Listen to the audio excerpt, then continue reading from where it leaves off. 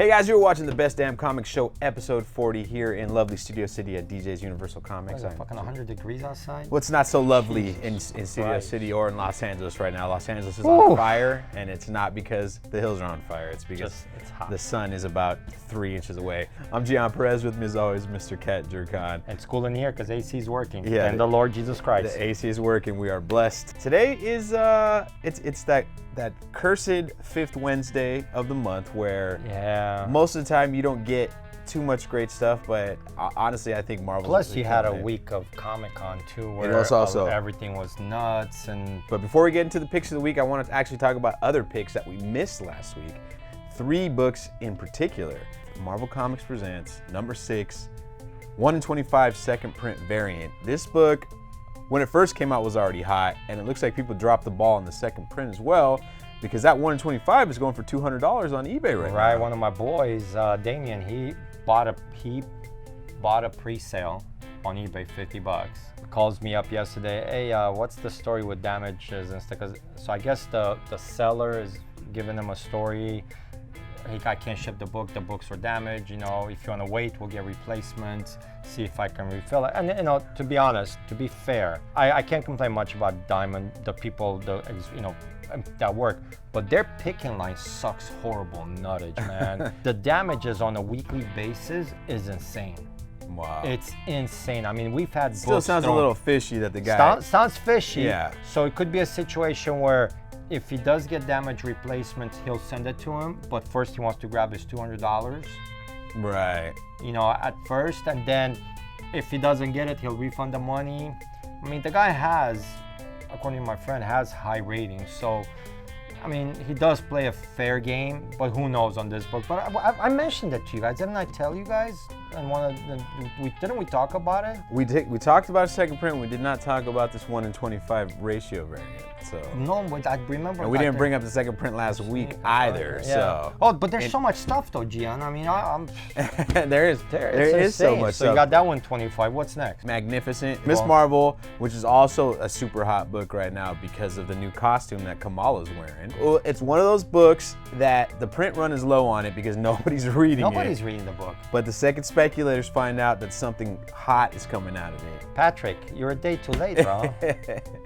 So it's one of those buyer beware guys, because the book is only getting driven up by other people trying to flip books. You always gotta look at it that way. But I know, but with Marvel right now, literally, it's stuff sold out before it hits Diamond. So is it that, or I mean, and every book, every week, there's a first appearance in something. Right, but if you're only ordering 5 copies a week for your pull list, I can't. And other stores are doing, stores are doing the same thing. Like, is it hard to sell out when you're only printing 10,000 copies? It's not hard to sell out. No, exactly. But you know, so what do you do? Because I was thinking about it, and it's like, man, should I increase my numbers across the board, at least on the lower selling titles, just at least with Marvel, just by 10%, 20%? I mean, it's one of those things just to cover that angle. I look at it this way: if you have like 2 copies you throw up on the wall, maybe add a third or something. I don't know, because it's crazy. You got business to run. I know, because you don't want to get my stuck shop, with my shop, I have that closed market, but you know, there's always a show that you do. You know, so do I buy for the show? Although this week, because of the announcement with Thor 4, the Jane Foster Thor #1s, they're gone up again, and I found a bunch. Well, I found a handful, so. You know, I put them up on the wall for $30, and I've moved. I had 7. I moved at least 4 right now. 4 Fear or 5. Missing out. People want it. So that book's gonna keep climbing. Batgirl 37. There's a new Oracle. AI Oracle. No one was carrying this book locally because they're all only ordering for their pools. Not really too much hype on it. People are talking about, but it's DC. Yeah. I'm gonna give you guys a heads up right now. I'll be talking about it later on, not in this episode, but as time goes by. But DC is up for a major shakeup next year. Some people are gonna lose their minds. Well, they need something. They're gonna lose their minds. They need something. I see. I don't know. 52 pushed a lot of guys away. I don't think this will be any better. I think he'll maybe push people even further away. All right, well, now Kat's gonna talk a little bit about House of X #1, the hottest book of the week, in my opinion. All right, guys, so we've been hearing about Hickman's run on X-Men starting. They've been talking about it for a few months now. everybody knows like all the other X books were leading up to this culmination because we know Fox is gone. Marvel/Disney has the rights to X-Men now, so the focus is going to be on this because, as we said last week, as Cat said last week, X-Men has always been the biggest book in comics. Not Marvel, in comics. This was the #1 brand for years, and not having the movie rights, they try to not completely kill it, obviously, but they toned it down. They tried to tone it down quite a bit because they didn't want any original stuff that they couldn't use in their own films. But now they're back, so. You know, this is Cat. This is your favorite brand, right? This is my favorite brand. Outside of G.I. Joe, this is it. Right. I mean, growing up, X-Men for me, I don't know anything about the Avengers. I didn't read Iron Man. I didn't even read Spider-Man. I don't think anybody cared for anybody else except X-Men. X-Books, I think it was X. Because you had all the characters. You had Colossus, you got Storm, and there were so many. A Gambit, you got Rogue, Cyclops, if you're lame. You know, even in their lame years, you had characters that just something about that X-Men brand that everybody could relate to. I mean, Deadpool comes out of it. Right. You know, it was the variety. The whole basis of the book was an allegory for the race issues in the U.S. at the time, but using superpowers instead of racial politics because you couldn't in the '60s. You really couldn't like jump in on that. But Stanley and Jack Kirby, they figured it out. From the opening page, you have Xavier standing over Krakoa, and out of the Krakoa looks like what it is, a reborn Cyclops. Looks like his eye is fixed because remember he got shot by Hope in Uncanny X-Men. So I have questions. I have so many questions, but I'm like so excited to read it. You know, they're creating portals throughout different parts of the world, and Krakoa is basically their land, their nation. Okay. And Krakoa, being a mutant, monitors everything that goes through. If Krakoa says doesn't register as a mutant, you're not going through. Right. And you don't know what they're at. You know what I mean? Now let me ask you about the timeline thing here, because it looks like he's doing something specifically in the books with the timeline stuff. This right here. So you get the story. So you have the setup where they're introducing a bunch of ambassadors from different nations, because Xavier puts out an ultimatum. Say, look, this is what it's going to be. You're either going to be part of it or against it. Which is a change of his philosophy. Yeah. And that could be, again, what's been happening, and it's something that Magneto's actually like, oh, holy crap, I'm aboard on this, you know what I mean? Krakoa's producing a flower that it can give you 5 years extra life. It's like a drug, it's crazy. Like I said, I have more questions than answers on this. But the timeline. Let's not give away too much either. So you're right. Yeah. And there's plenty of story in here, folks. This is a thick book. If you haven't picked one up, it's a thick one. It gives you a map of the island where they're at. So because it's like Hickman is very detailed. Detail, man. I mean, the detail. And then you have, all of a sudden, it goes from the X-Men, it goes to the human element. And I don't know if they're preparing against, because of what Xavier did, they're taking precautions. So again, you go through the story, you see that's a new Master Mold. Okay. That looks like Master Mold's head. But then you have timeline again about who we just saw in this book. And the previous pages. And when it happened. So let me ask you something. How much of canon is in this book? Like, I know a lot of people were worried. A lot of people, when they saw that the Uncanny X-Men run was going to end, Rosenberg's run, and they were worried that that Hickman was going to retcon everything. Not at all. It's all he's taking everything. Right? He's not changing anything. He's actually using Claremont. I mean, not just Claremont, but he's using Morrison's story in here with Genosha and the overpopulation and the decrease in population of mutant population. It's brilliant, man. I mean, he touches up on everything, like every government agency that could potentially hurt the X-Men. Mm-hmm. He's creating that map. Right. He's giving you a map of heroes, humans, villains, this, that, or the other. It's Hickman, man. I mean, it's beautiful. And the last question, are there any first appearances or new characters in this book that we should know about? Yeah, I don't think I noticed anything. I know that earlier, your theory, or later, we're going to talk about your theories about powers of X and what's going to go on in that. But outside of the human element, I don't think we see any new mutant first appearances in this book. We're just seeing the the villainous, well, the human element that's going to go up probably against the X-Men or with the X-Men. So that's the new element.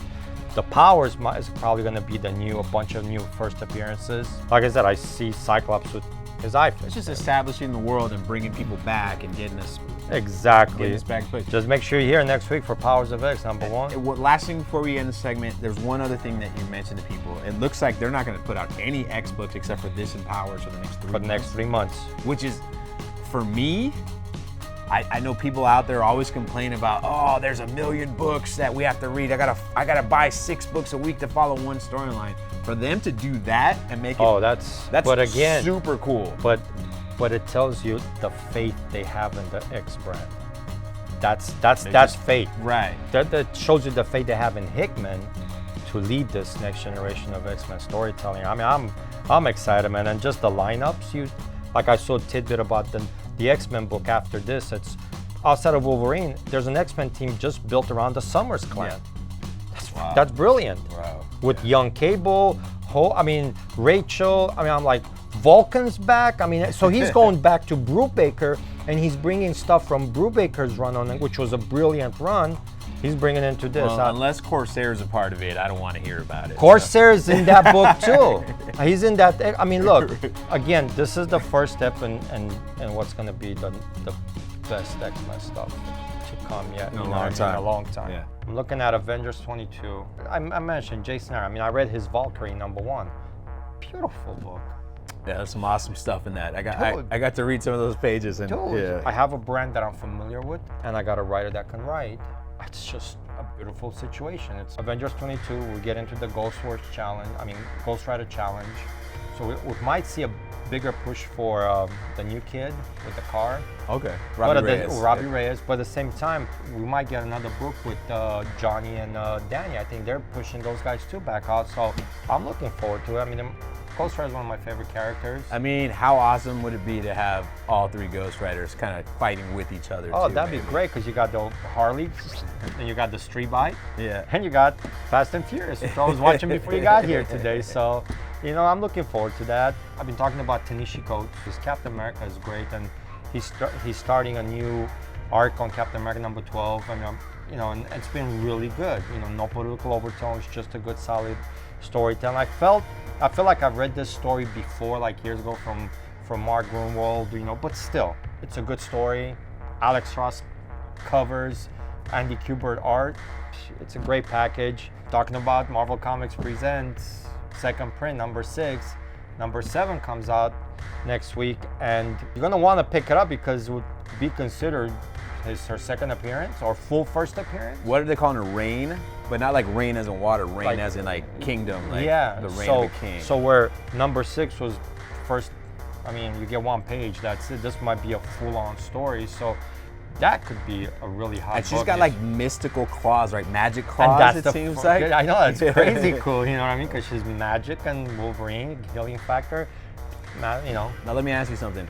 What do you think the print run on that book is going to be, considering how hot 6 was? It's going to be to whatever the numbers come in from Diamond. So if dealers are smart, they will increase their numbers on 7. Or, again, the ones that are going to go up are the guys that speculate. Yeah. I mean, some guy in the middle of nowhere, he's not going to order more than whatever he sells out. Right. Unless he orders a few extras, selling some on eBay, makes an extra $1 or $2, you know what I mean? But that's the thing too, it's gonna be higher than #6. We're in a global market now because of the internet and because of eBay. So even the small shops who may not have ordered so much in the past are probably. But even there, you look on, people ask me, he's like, well, how much do you sell on eBay? I go, I don't sell very much because I don't want to compete. Because you look on eBay, there's pages and pages of the same item. I don't want my item to sit at $20. Right.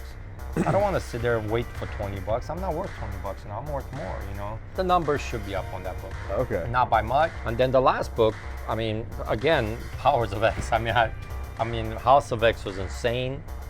And then for the next 3 months, all we're going to get is House Powers till October. Oh, these are all one-shots? No, it's a mini-series. They're both, so they're running House of X and Powers of X, 6 issues each for the duration of. So it'll be August, September, and October. So by the end of that, that's when all the teams, you have your final layout for the X-Men universe. So I know you did your review of House of X, number Right. 1. So what do you think is going to happen in Powers of X? I'm curious because with Powers of X, looks like we're gonna see a lot of those characters that we can't figure out who they are Yeah. on the map. See, I mean, I read House of X and I was just blown away, but I was so happy. It felt strong. It was a really strong, solid X book. I'm like, okay, it's back. Let's see what happens. All right. I haven't been too happy with the Carnageized variants until this week, Well, man. wait a minute. Did you pick the Captain Marvel one from 2 weeks ago? No, I don't think I did. I mean, that's hot because of the first appearance of the book. That book shot up like crazy, the Carnage-sized version.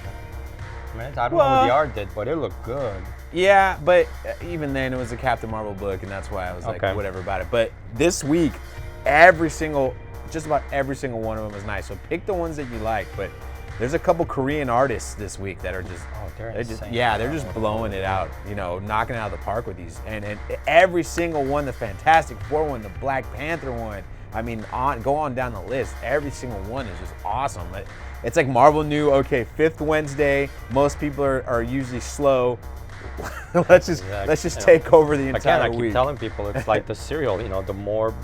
The more Cheerios you have on the shelf, the more people are gonna buy Cheerios. Same thing with Marvel. The more Marvel brand you have out, that's what people are gonna buy.